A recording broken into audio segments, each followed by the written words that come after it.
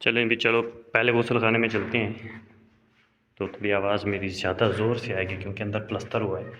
तो गुस्लखाने में हम एक ऐसी चीज़ बना रहे हैं जदीद टेक्नोलॉजी के साथ, जदीद नए डिज़ाइन। तो ये चेक करें, पॉइंट लगे हुए हैं। तो यहाँ पर बन रहा है वाश बेसिन। वाश बेसिन एक तो मिलता है, नीचे से उसका एक टांग होगी, फिर उसके ऊपर हम जो रखते हैं उसका बेसिन, ठीक है, वो सिस्टम नहीं बन रहा है। तो यहाँ पर बन रहा है एक न्यू डिज़ाइन। तो नीचे भी उसका कुछ नहीं होगा, एक यहाँ पर स्लैब डालेंगे, फिर स्लैब के ऊपर 4 इंच का एक ईंट का लाइन लगाएंगे, फिर उसके अंदर स्लोप वगैरह देके ये बना रहे हैं हम ईंटों से।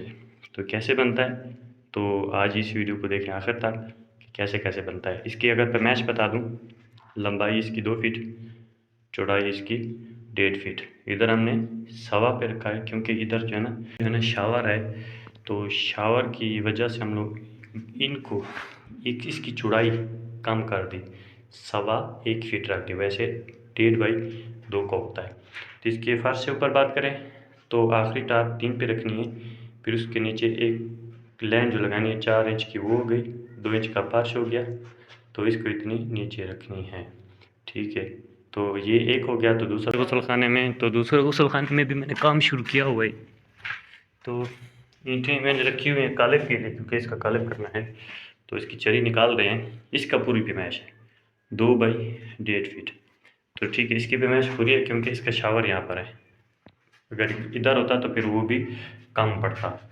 तो डब्ल्यूसी के साथ बनाया है क्योंकि इसका जो है इधर ड्रेसिंग का माहौल भी है और इसका गुस्लखाना थोड़ा छोटा बन गया।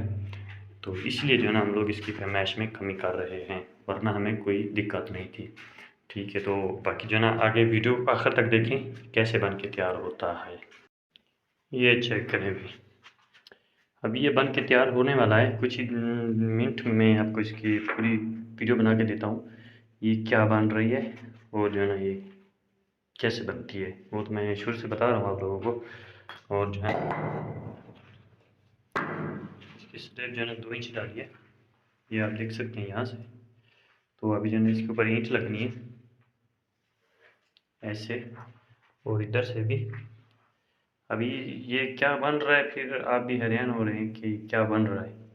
तो मैं आपको बहुत ही जल्दी बताने वाला हूँ। तो इसको पहले बना के प्लस्तर करके फिर सरप्राइज़ दूंगा आपको।